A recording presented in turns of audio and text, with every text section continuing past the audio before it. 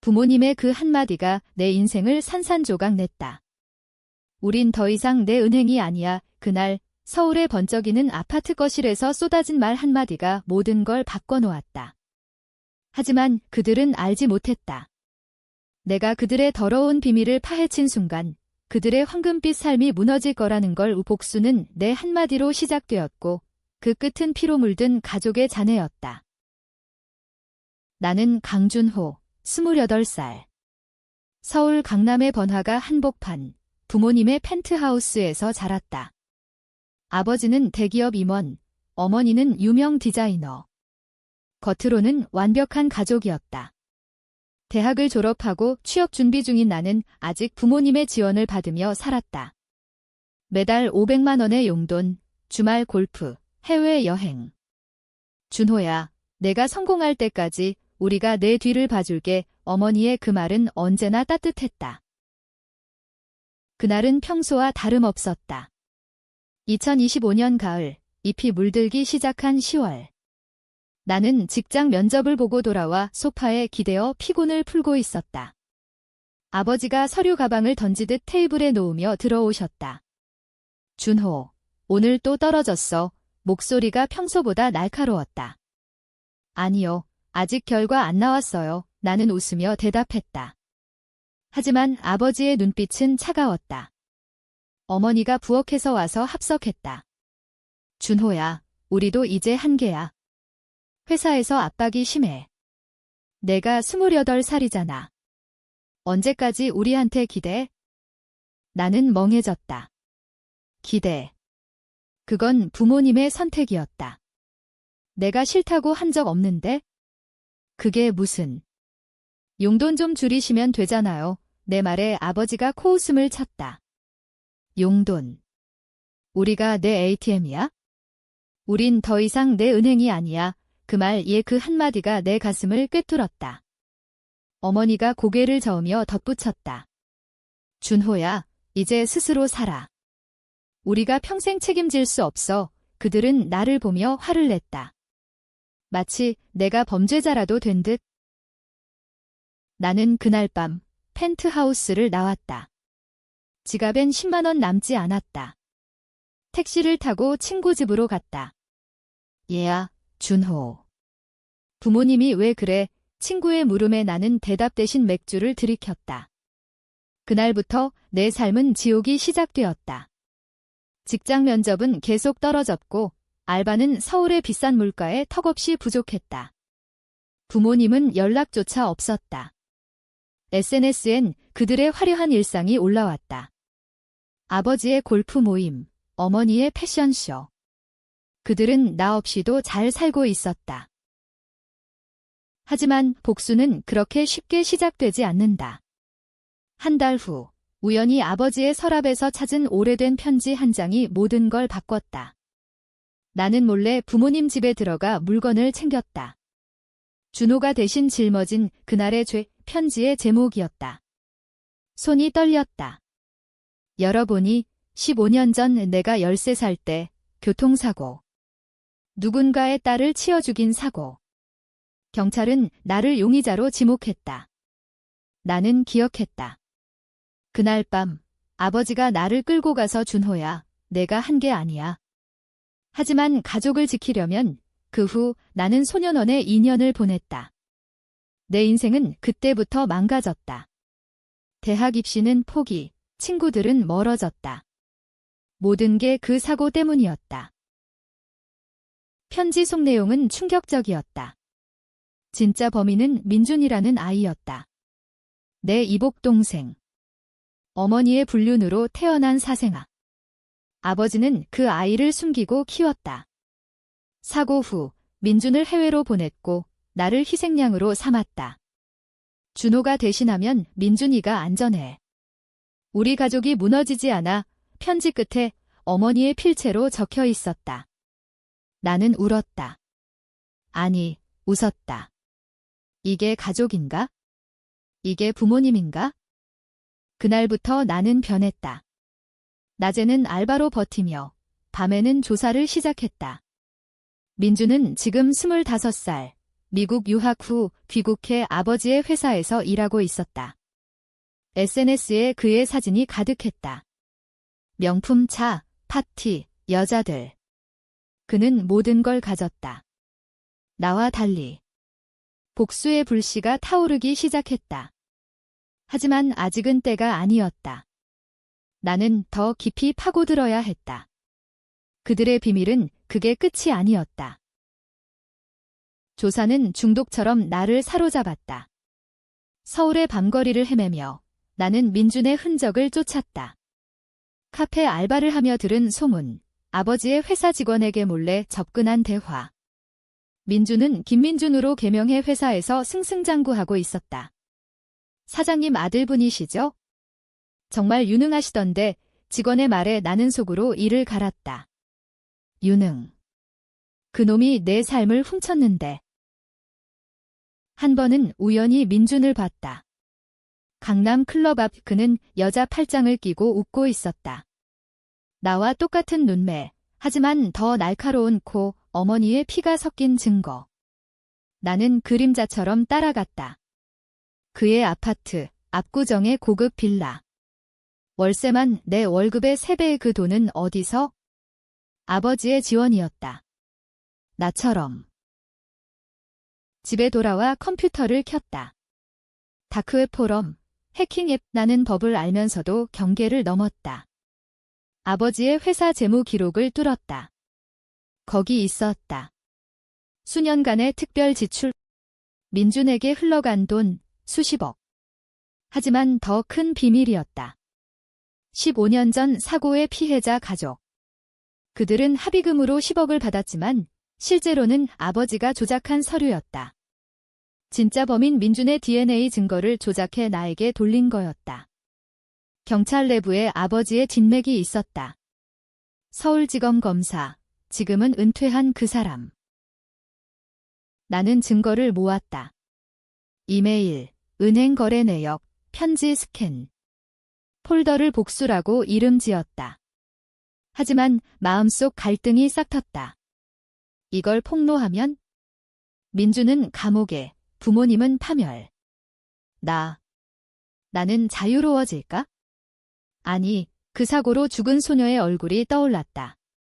12살, 이름은 이수연. 그녀의 부모는 아직도 나를 증오한다. 나는 그들의 딸을 죽인 살인자로 살았다. 어느 날 어머니로부터 전화가 왔다. 준호야, 요즘 어떻게 지내? 목소리가 떨렸다. 잘 살아요. 은행 없이도 은혜 대답에 침묵이 흘렀다. 미안해. 내가 힘들 텐데 미안. 그 한마디로 나는 끊었다. 하지만 그날 밤 꿈을 꿨다. 소년원 시절 철창 너머로 본 어머니의 뒷모습. 준호야, 참아. 가족을 위해 가족. 그 단어가 이제 독이 되었다. 민준을 만나기로 했다. 가짜 프로필로 SNS 메시지. 형, 만나서 이야기 좀 해요. 그는 의심 없이 나왔다. 홍대 카페. 그는 나를 보자마자 인상을 찌푸렸다. 누구세요? 나는 웃었다. 내 오빠. 강준호. 그의 얼굴이 창백해졌다. 그 사고. 나는 고개를 끄덕였다. 내가 한 거지? 내가 대신했어. 민준은 부정했다. 모르겠어요. 부모님 말씀은 들었지만, 하지만 그의 눈빛은 거짓이었다. 그는 떨며 말했다. 형, 그건 과거야. 이제 다 끝났어. 돈 줄게. 얼마든 돈, 또 돈. 나는 일어났다. 돈으로 끝나? 내 삶을 망친 대가를 그는 도망쳤다. 하지만 나는 그의 휴대폰을 훔쳤다. 해킹으로 본 내용. 민준의 최근 거래. 아버지의 회사 자금을 빼돌린 증거. 그는 단순한 사생아가 아니었다. 그는 도둑이었다. 이제 복수의 윤곽이 잡혔다. 하지만 아직은 나는 더 기다렸다. 부모님의 생일 파티. 그날 모든 게 드러날 터였다.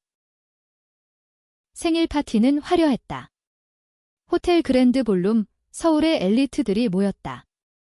아버지의 60세 생일, 나는 초대받지 않았지만 이터 복장으로 잠입했다. 쟁반을 들고 서빙하며 그들을 관찰했다. 아버지는 연설 중이었다. 가족이 제일 중요합니다. 제 아들 민준처럼요. 민준이 무대에 섰다. 박수.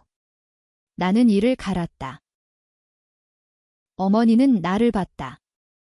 눈이 마주쳤다. 그녀의 얼굴이 굳었다. 준호. 왜 여기? 구석에서 속삭였다. 축하드려요, 엄마. 은행 문 닫은 기념으로 그녀는 창백해졌다. 제발, 여기서 그만. 민준이 봐, 민준.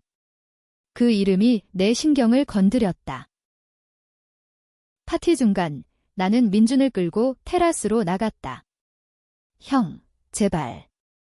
내가 잘못했어. 돈 줄게. 회사 지분도 그는 애원했다. 나는 폰을 꺼냈다. 녹음된 그의 고백. 사고 당일 술 취해 차를 몰았다는? 이걸 공개할까? 그의 눈에 공포가 스쳤다. 하지마, 가족이 망해. 가족. 그 단어가 웃기게 들렸다. 나는 돌아섰다. 하지만 그날 밤 예상치 못한 일이 벌어졌다. 아버지가 나를 불렀다. 호텔 스위트룸. 준호, 내가 왜 여기 왔어? 목소리가 낮았다. 나는 모든 걸 털어놨다. 편지, 사고, 민준. 아버지는 한숨을 쉬었다. 그랬구나. 알았어. 놀랍게도 그는 부정하지 않았다. 하지만 준호야, 그게 가족이야.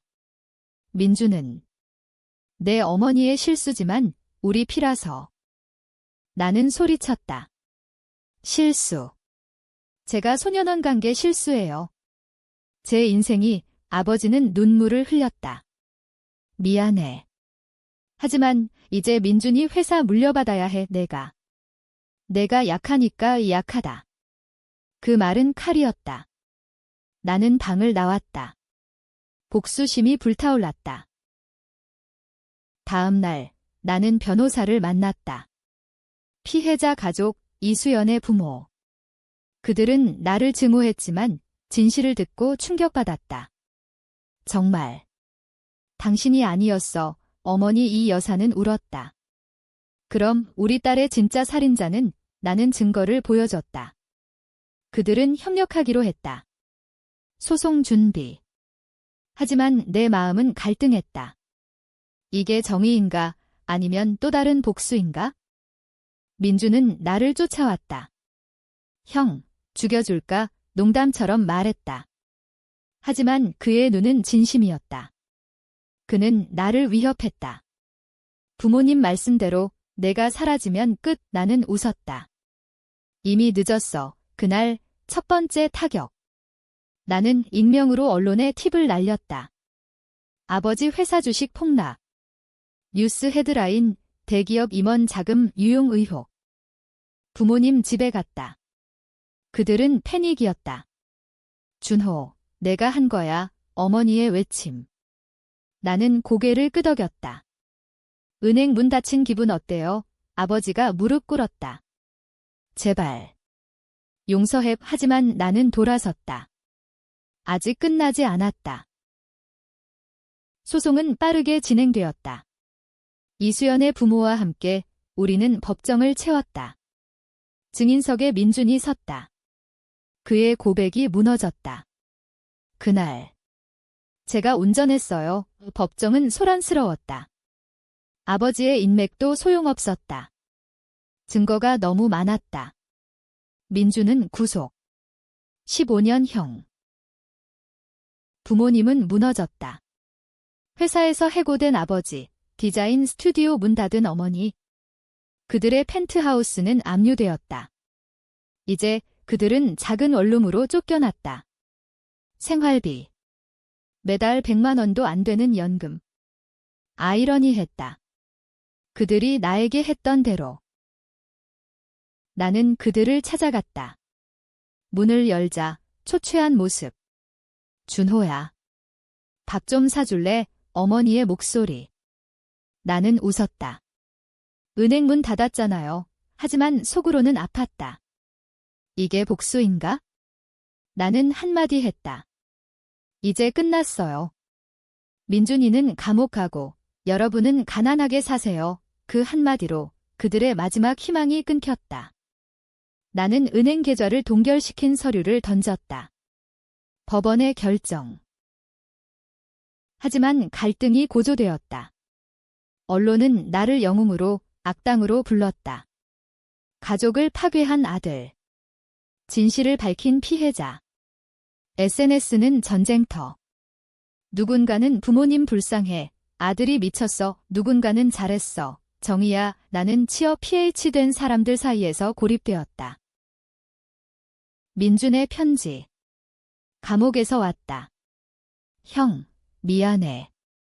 하지만 내가 강했으면 부모님이 나 안 숨겼을 거야. 트위스트.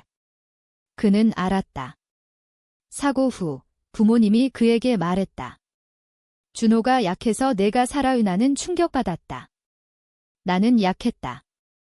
소년원에서 포기한 게, 직장에서 버틴 게, 복수는 나 자신에게도 향한 칼이었다. 어머니가 자살 시도. 병원에서 깨어났다. 준호야, 왜? 우리가 잘못했지만 너도 우리 피야. 그녀의 말. 나는 울었다. 이게 끝인가? 최종 재판날 나는 증언대에 섰다. 저는 피해자입니다. 하지만 이제 용서합니다. 법정은 놀랐다. 민준의 형을 감형 요청. 왜? 티스트. 사고 당일 나는 알았다. 민준이 운전했지만 나는 동승자였다. 술을 마시고 오빠, 차 좀 몰아봐. 내가 부추겼다. 부모님은 그걸 숨겼다. 나도 공범이었다. 저도 죄가 있습니다. 운의 고백. 법정은 충격. 민준은 10년으로 줄었다. 부모님은 집행유예. 하지만 그 후 가족은 재회했다. 작은 원룸에서. 준호야, 고마워. 아버지의 말. 우리는 가난하게 살았다. 하지만 진실로 자유로웠다. 복수는 끝났다. 아니, 시작이었다. 나는 새 삶을. 직장, 사랑. 하지만 밤에 이수연의 얼굴이 떠올랐다. 완전한 승리인가? 아니, 회색 지대. 독자들은 논쟁할 거다. 내가 옳았나, 부모님이? 가족이란